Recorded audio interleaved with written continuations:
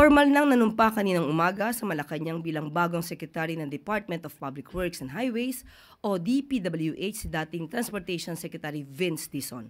Pinangunahan ni President Ferdinand R. Marcos Jr. ang oath-taking. Ayon kay Pangulong Marcos Jr., handa sa Secretary Dizon na pangunahan ang DPWH at gawin ang mga bagay na dapat gawin sa departamento matapos ang kanyang very good job sa Department of Transportation. Itinalaga at nanumpa rin sa Pangulo si Undersecretary Giovanni Lopez bilang bagong Acting Secretary ng Department of Transportation. Simula na rin ngayong araw ang panunungkulan ni Secretary Dizon sa DPWH, ilang araw matapos na tanggapin ni Pangulong Marcos Jr. ang resignation ni dating DPWH Secretary Manny Bonoan. Paliwanag ng Pangulo, inako ni Secretary Bonoan ang pananagutan sa DPWH alinsunod sa Principle of Command Responsibility. Binigyan diin ni Secretary Bonoan na nangyari ang mga problema sa DPWH sa ilalim ng kanyang panunungkulan kaya minarapat niyang bumaba sa pwesto.